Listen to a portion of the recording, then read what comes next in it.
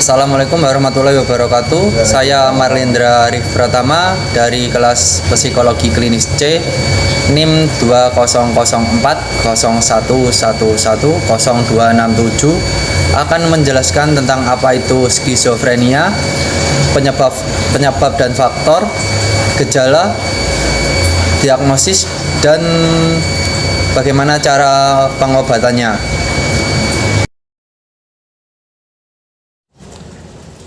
Yang pertama adalah pengertian dari skizofrenia.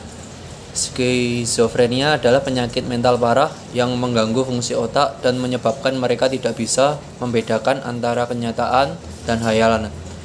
Skizofrenia menyebabkan psikosis sering disertai dengan berkurangnya ekspresi, motivasi, dan aktivitas. Ini mempengaruhi baik pria maupun wanita secara merata dan mengganggu kemampuan mereka untuk mengelola emosi, berkonsentrasi, membuat keputusan, dan berhubungan dengan orang lain. Berikutnya adalah penyebab skizofrenia. Meskipun penyebab utama skizofrenia belum ditemukan, ada beberapa faktor yang disinyalir menjadi penyebab dari masalah kesehatan ini. Antara lain, yang pertama adalah faktor genetik. Keturunan dari pengidap skizofrenia memiliki resiko 10% lebih tinggi untuk mengalami kondisi serupa. Risiko tersebut meningkat 40% lebih besar ketika kedua orang tua sama-sama pengidap skizofrenia. Sementara itu, anak kembar yang salah satunya mengidap skizofrenia akan memiliki risiko hingga 50% lebih besar. Faktor kedua adalah faktor komplikasi kehamilan dan persalinan. Skizofrenia dapat disebabkan oleh beberapa kondisi yang mungkin terjadi ketika hamil dan dampaknya akan terlihat saat anak lahir. Kondisi ini seperti paparan racun dan virus, ibu seorang pengidap diabetes, pendarahan dalam masa kehamilan, serta kekurangan nutrisi. Selain itu, dari kehamilan, komplikasi yang terjadi ketika persalinan juga dapat menyebabkan seorang anak mengidap skizofrenia. Contohnya, berat badan rendah saat lahir, kelahiran prematur, dan asfiksia atau kekurangan oksigen saat dilahirkan. Ketiga, faktor kimia pada otak. Ketidakseimbangan kadar serotonin dan dopamin pada otak dapat menjadi salah satu penyebab dan meningkatkan risiko seorang mengidap skizofrenia. Keduanya merupakan zat kimia yang berfungsi untuk mengirim sinyal antara sel-sel otak sebagai bagian dari neurotransmitter. Selain itu, pengidap skizofrenia juga memiliki perbedaan pada struktur dan fungsi otak dibandingkan dengan orang yang tidak memiliki gangguan mental. Perbedaan tersebut antara lain, ventrikel otak memiliki ukuran yang lebih besar. Ventrikel sendiri adalah bagian dalam otak yang berisi cairan. Lobus temporalis memiliki ukuran yang lebih kecil. Ingatan dalam otak manusia berkaitan dengan lobus temporalis. Yang terakhir, sel-sel pada otak memiliki koneksi yang lebih sedikit. Berikutnya adalah gejala-gejala dari skizofrenia. Skizofrenia terbagi menjadi dua kategori, yaitu positif dan negatif. Yang pertama adalah gejala negatif.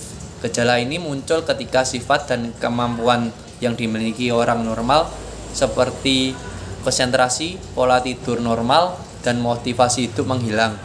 Umumnya, gejala tersebut ditambah dengan ketidakmauan seseorang bersosialisasi dan merasa tidak nyaman saat bersama orang lain. Ciri-ciri orang mengidap gejala skizofrenia negatif yaitu terlihat apatis dan buruk secara emosi, tidak peduli terhadap penampilan diri sendiri, dan menarik diri dari pergaulan. Yang kedua adalah gejala positif. Sementara itu, gejala positif dari skizofrenia biasanya berupa delusi, halusinasi, pikiran kacau, dan adanya perubahan pada perilaku. Hal yang perlu diwaspadai adalah gejala skizofrenia biasanya berkembang perlahan selama berbulan-bulan atau bertahun-tahun. Pengidapnya bisa saja memiliki banyak gejala atau hanya sedikit gejala yang dialaminya. Pengidap skizofrenia mungkin kesulitan menjalin hubungan dengan teman dan rekan kerja. Mereka mungkin juga memiliki masalah dengan kecemasan, depresi, dan pikiran atau perilaku untuk bunuh diri. Gejala awal biasanya berupa perasaan yang mudah tersinggung atau tegang, kesulitan berkonsentrasi, kesulitan tidur. Saat penyakit berlanjut, orang tersebut mungkin memiliki masalah dengan pemikiran, emosi, dan perilaku termasuk mendengar atau melihat hal yang tidak ada atau berhalusinasi, isolasi diri, mengurangi emosi dalam nada suara atau ekspresi wajah, masalah dengan pemahaman dan pengambilan keputusan, masalah memperhatikan dan menindaklanjuti aktivitas, keyakinan yang dipegang kuat pada sesuatu hal yang tidak ada atau delusi. Yang terakhir, berbicara dengan cara yang tidak masuk akal. Yang berikutnya adalah diagnosis skizofrenia. Jika gejala skizofrenia terlihat, umumnya dokter akan melakukan pemeriksaan fisik kepada pengidap. Selain itu, pemeriksaan riwayat kesehatan keluarga juga akan dilakukan.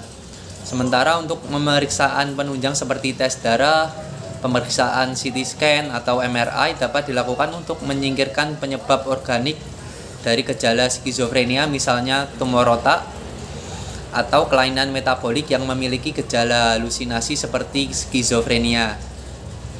Berdasarkan The Diagnostic and Statistical Manual of Mental Disorder, seseorang dapat dikatakan menderita skizofrenia apabila memiliki sejumlah kriteria berikut ini. Yang pertama, pasien mengalami minimal 2 dari gejala berikut: delusi, halusinasi, bicara kacau, perilaku kacau, gejala negatif. Setidaknya 1 dari 2 gejala yang harus ada adalah delusi, halusinasi dari kekacauan dalam berbicara. Kedua, gejala sampai mengganggu aktivitas sehari-hari, sekolah, pekerjaan, atau kehidupan sosial pasien. Ketiga, gejala di atas harus dialami pasien setidaknya selama 6 bulan. Keempat, gejala di atas bukan disebabkan oleh kondisi gangguan mental lain seperti gangguan bipolar atau penyalahgunaan nafsa.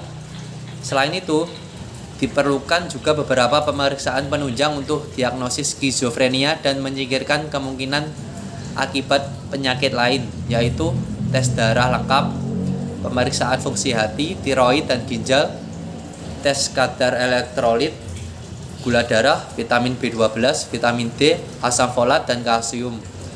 Pemeriksaan kehamilan jika pasien adalah wanita usia subur. Uji sampel urin untuk mendeteksi penyalahgunaan nafsa, MRI atau scan otak untuk mendeteksi gangguan otak seperti hematoma, subdural, vaskulitis, abses, dan tumor otak. Yang terakhir adalah pengobatan skizofrenia. Skizofrenia dapat diobati dengan menggunakan beberapa cara seperti mengombinasikan obat-obatan melalui terapi psikologis. Obat yang diberikan adalah antipsikotik yang memengaruhi zat neurotransmitter dalam otak. Obat ini mampu menurunkan kecemasan, menurunkan atau mencegah halusinasi, dan membantu menjaga kemampuan berpikir. Untuk obat-obatan, untuk menangani halusinasi dan delusi, dokter akan meresepkan obat antipsikotik. Obat ini dapat mengurangi gejala seperti halusinasi, delusi, sulit berkonsentrasi, serta rasa cemas dan bersalah. Dengan begitu, kualitas hidup dan kemampuan pasien dalam berinteraksi dengan orang lain dapat membaik. Perlu diketahui, obat antipsikotik harus tetap dikonsumsi seumur hidup meski gejala sudah membaik.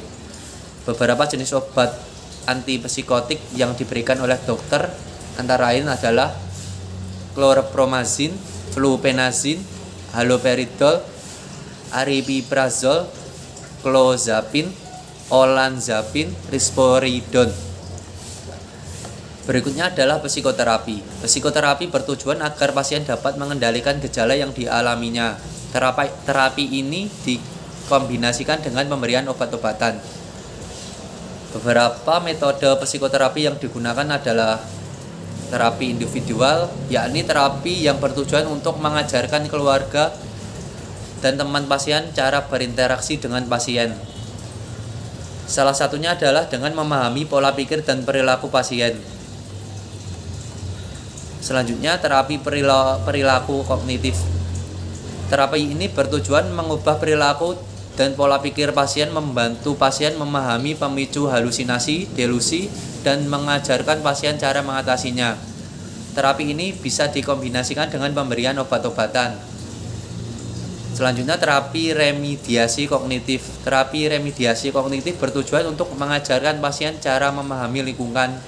Terapi ini juga meningkatkan kemampuan pasien dalam memperhatikan atau mengingat sesuatu dan mengendalikan pola pikirnya. Terakhir adalah terapi elektrokonvulsi. Terapi ini adalah pemberian listrik kecil ke otak untuk memicu kejang yang terkendali. Terapi ini digunakan bila obat-obatan tidak efektif dalam meredakan gejala. Pada terapi ini, dokter terlebih dahulu memberikan bius umum. Setelah itu, dokter akan memasang elektroda di kepala pasien. Arus listrik rendah kemudian akan dialirkan melalui elektroda untuk memicu kejang singkat. Sekian video dari saya mengenai skizofrenia. Wassalamualaikum warahmatullahi wabarakatuh.